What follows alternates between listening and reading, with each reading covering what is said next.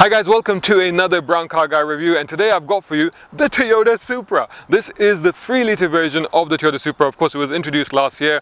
A lot of discussion, a lot of talk has been about the fact that this has been built in collaboration with BMW. We've got to be grateful for that, because otherwise we wouldn't have a Z4 and we wouldn't have the return of the legendary name Supra. But it is in fact based on the Z4. The platform, the engine, the gearbox is pretty much all from the Z4.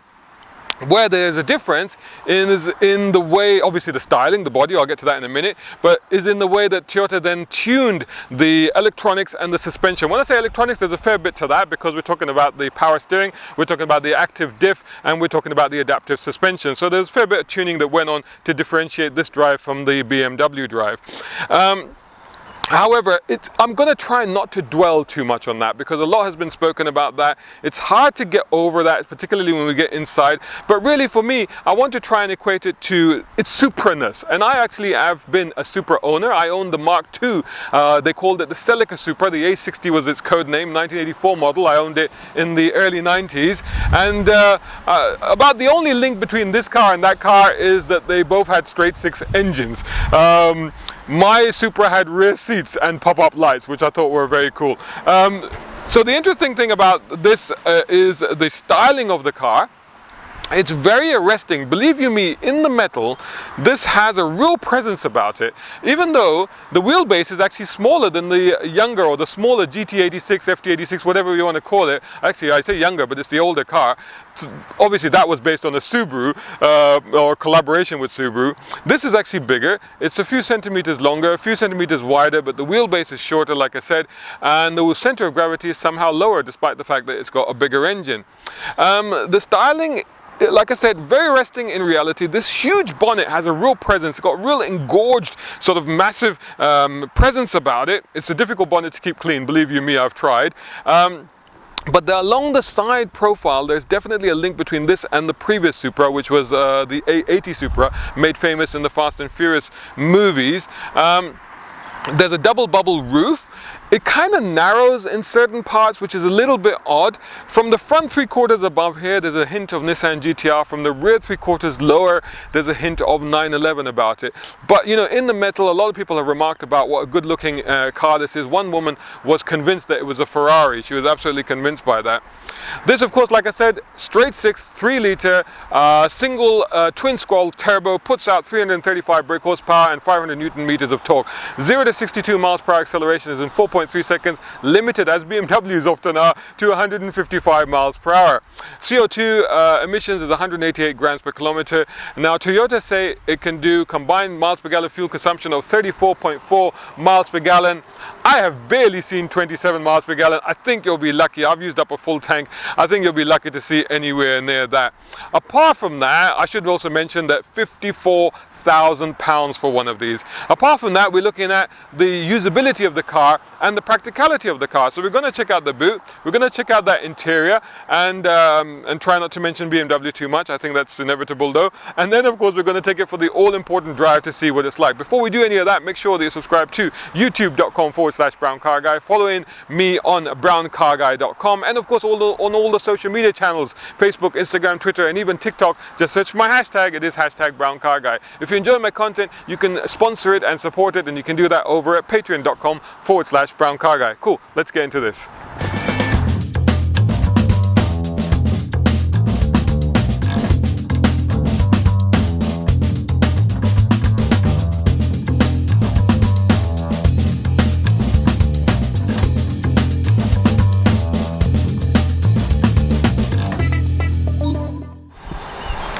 Okay, so I'm going to need the key to actually open the boot. So I press the button there, and then that opens. There isn't really a grab handle or anything like that. There's no release underneath here, and there's no, so you have to kind of put your fingers underneath there and lift that tailgate with this big kind of ducktail spoiler that it's got. Again, another sort of link to Porsche, if you like.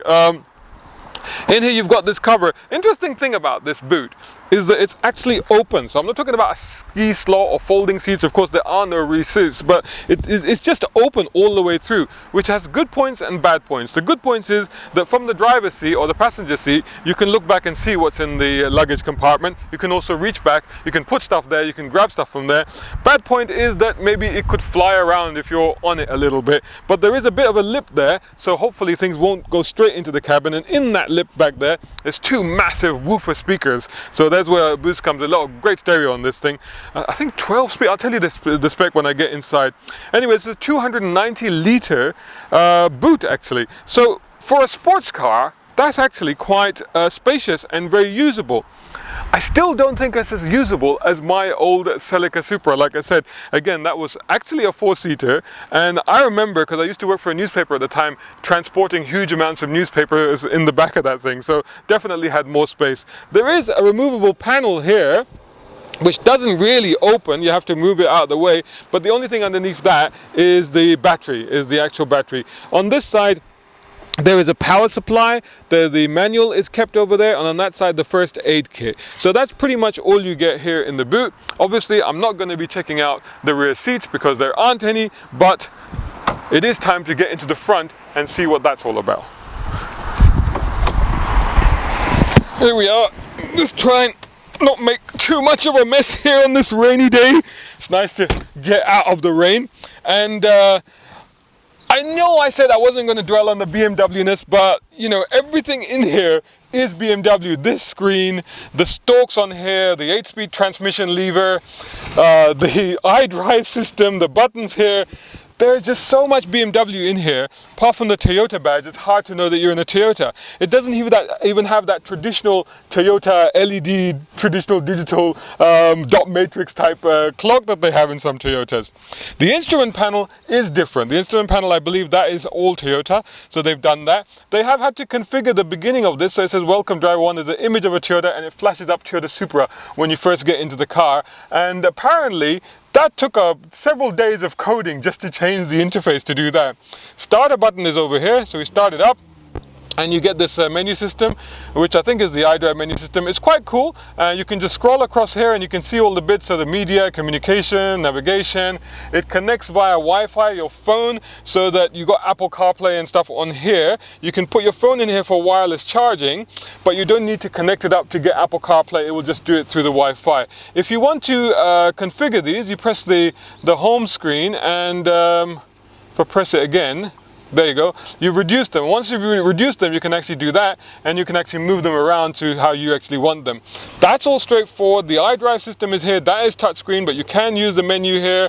One good thing I noticed about the Apple CarPlay mode, you will have found this, that sometimes when you're using an app or something in Apple CarPlay and you're listening to the radio, normal DAB radio or normal radio, then it will reset that. It'll move, the sound will move to the phone.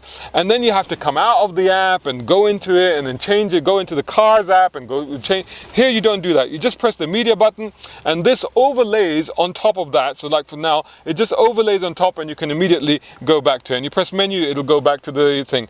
So that's quite handy. This gear lever is very, very hard to get past the fact that that is from a BMW. You do get a Toyota badge here. You get your remotes for the stereo and stuff on here, and your adaptive cruise control on here. It does have paddle shifts, which are really good, automatic lights and all the rest of it on this side. Sitting in the car, you are sitting quite low down. You have to realize that when you get into the car. I have hit my head here once, and my passenger has also smacked the head on that side as well. So just best thing is bottom, slide in, and then, you know, swing the rest of your body inside. You're sitting low. There's a long bonnet in front of you. Visibility off to the side is quite difficult. Visibility to the back is also difficult. You do have a table here which you can put stuff on. You do have reversing cameras, so that does help you, plus sensors all around. So that's quite useful. Having said that, it's not as difficult as you might think to place around town, as we'll find when we're on the go. You get cup holders here. There's a little tray here, but that's pretty much it. There's a glove box in here. Now, In terms of spec, this car is very well spec. It's got all the car safety features, so blind spot monitor, rear cross traffic alert, all the rest of it. 12 speaker JBL audio system, sounds really good. 8.8 touchscreen on there. You got electric seats, memory with a memory, and the side bolsters. They got Balti seats, as we say, the bucket seats, and all the voice recognition, mobile phone, wireless charger, all the rest of it. 19-inch alloy wheels, I should have mentioned, on this car. Tire repair kit, dual exhaust tailpipes with brushed steel. So all the options, all the spec on the thing. It's a nice place to be, but is it a Toyota? Let's pretend that doesn't matter. Let's take it for a drive.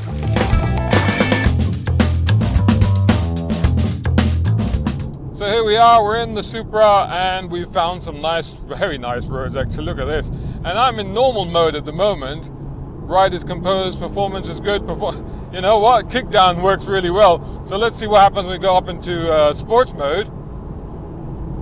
Not a dramatic change, but the settings have been changed. There are quite a few settings that take place there. But in terms of the actual sensation, there isn't a huge amount of change. But oh, okay, yeah, all right. So the transmission definitely is more eager. One of the things I found in sports, particularly why I haven't been using sports around town, is that it wants to hold the lower gears. It doesn't want to change up. So the thing to do then is to switch it over across there, and then you've got two paddles over here.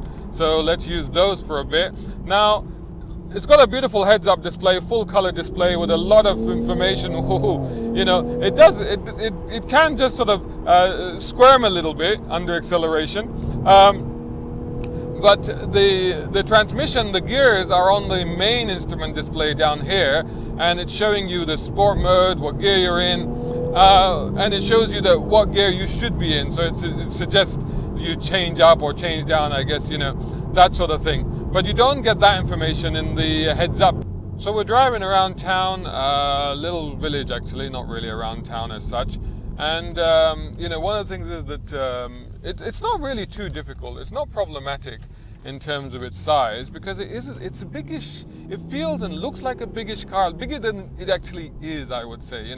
So it is quite manageable. But you are aware that there's that big nose in front of you, and so you have to just be aware of where that is ending and how much space you've actually got. One of the things that people have been saying to me since I put up pictures of this car is mentioning the pops and the bangs that it does. So other people have experienced this. As you can hear, you can definitely hear the engine, and it sounds good at higher revs. So over the 5,500 mark, it really sounds good. But that's a downshift. I'm not getting the pops and bangs unless, for the UK spec car, because those comments have been international. So unless for the UK spec car, it's a bit different. Maybe they've tuned it down for Europe or something like that. Which, sad as that might sound, I wouldn't be altogether surprised about that, because of the legislation and the laws. But yeah, I'm not really getting that. Although, that's not to say that it's not pleasant and not charismatic, particularly, like I said, when it gets up into the higher revs. Good brakes. You see, you can just, you gotta, the front, you can just feel it moving in a little bit. There's not, like I said, not an element of understeer, but certainly an element of the fact that you need to get that nose tucked in. But the rear is very, very grippy, and particularly the fact that this is a powerful rear drive car, it's quite reassuring. Also, it's wet at the moment. So it's doubly reassuring. The torque, you have to go hunting for it a little bit. It's not like an instant thing. It's a few heartbeats before you go, here it goes, But it's not like a switch thing, don't get me wrong. It's not a switch, it is quite linear, but it's just that, you need to just give it a heartbeat or two. So if you're really on it, you're probably trying to anticipate that and to try and think ahead of it. So again, just threading our way through a village here.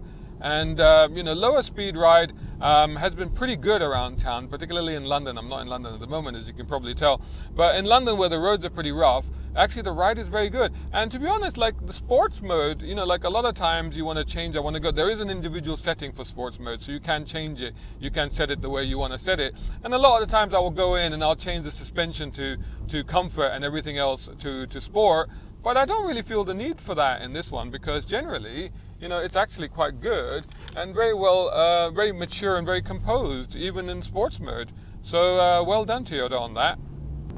And it definitely says that the sports mode does alter all the parameters, from the stability control to the steering, the transmission, and the adaptive dampers, which this car does come with. I mean, whatever they've done, okay, so the gearbox, there's definitely a change in the gearbox, but in terms of the rest of it, it's very subtle and very clever. However they've done it, they've been very subtle about it.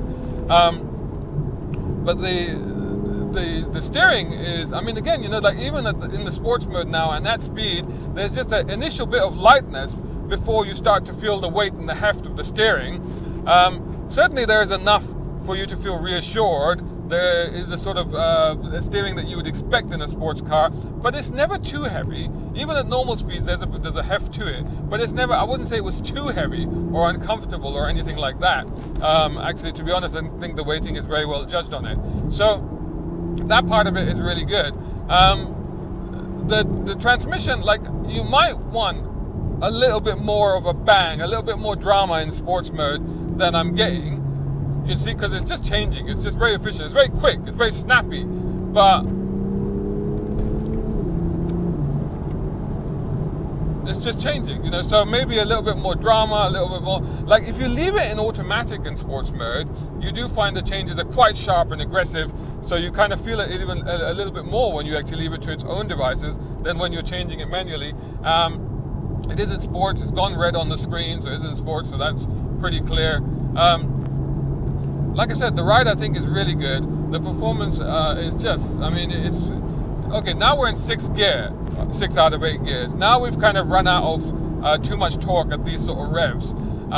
So if I drop it down into 4th, yeah, okay, so there we go again. Then the nose, now we're in the corner, applying power. The nose is just kind of trying to head for the tangent line, but actually the grip and the dynamics of the car are keeping it tucked in and pulling it into the corner. So it's a combination of things that are going on here that actually work well with the car.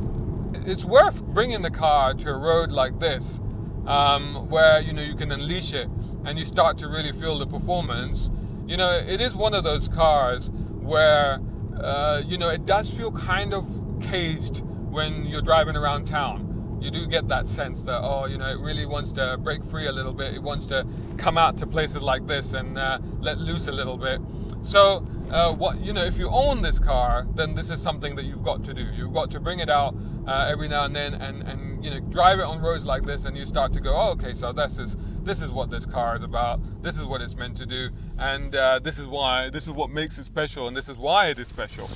So similarities between, because I wanted to think a little bit about how this reminded me of my Supra.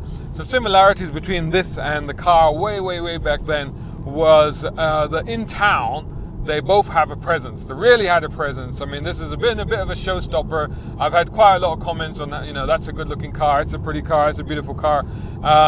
So it has presence. It has style. It has charisma. It stands out. These are the things that it does, which my Supra used to do as well. I mean, and it gives you personality, straight away, like you're like, oh yeah, that's my car, you feel a bit special about it, So that's where, there is definitely that similarity between what I remember about my car and this car.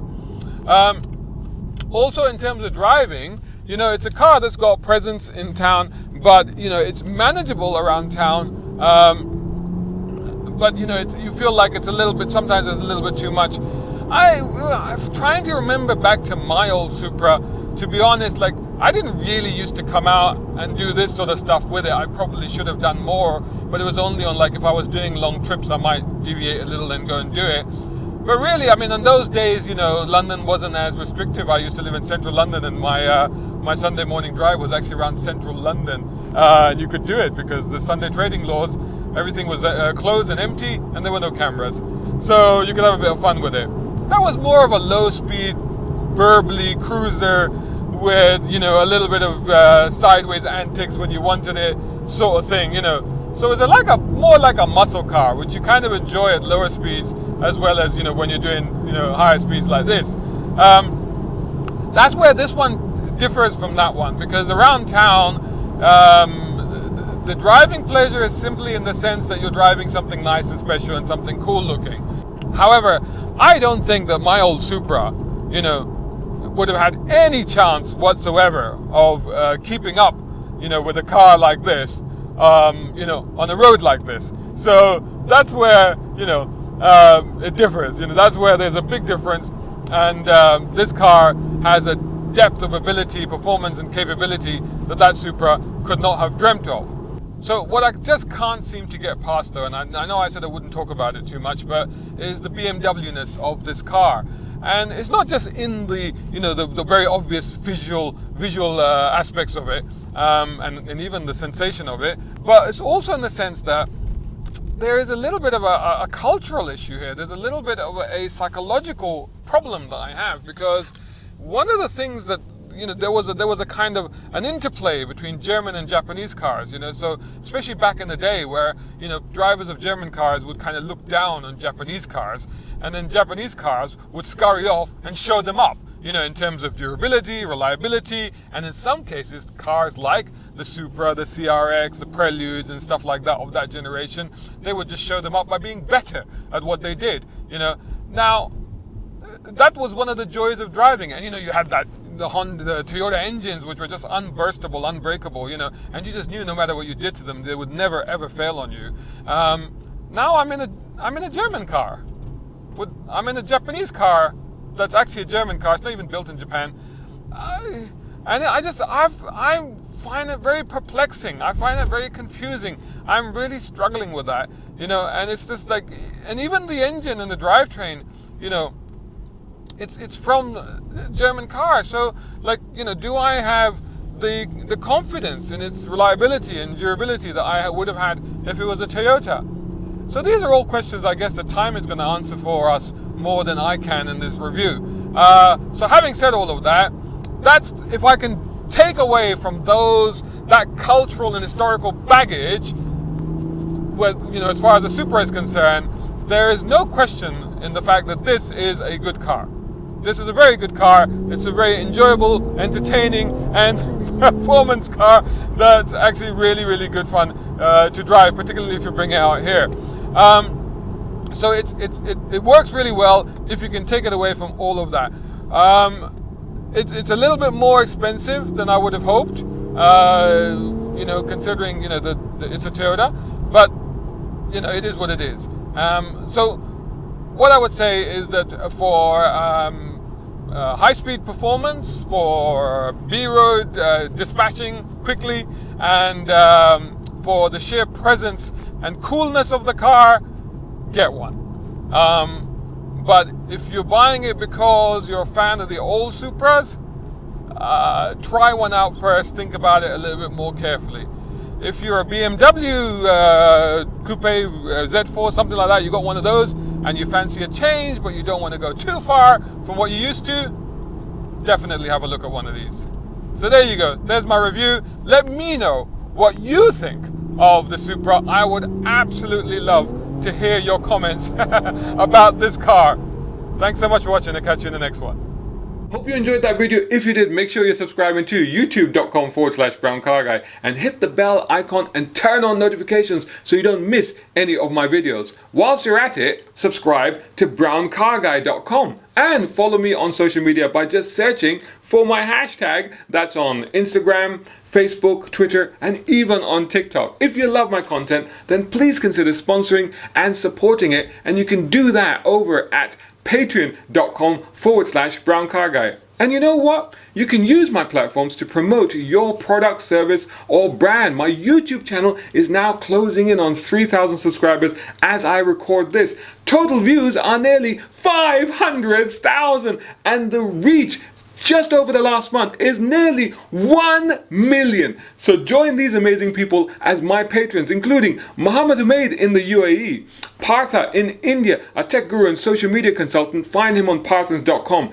Tom Conway Gordon here in the UK, Isaac Beauchard in the US. He's got some great deals on cool cars at bespokeautos.com. Reza Adil, check him out at Alizadeh Cigars on Instagram. Mohammed Qasim, business consultant. You can find him at wehms.com.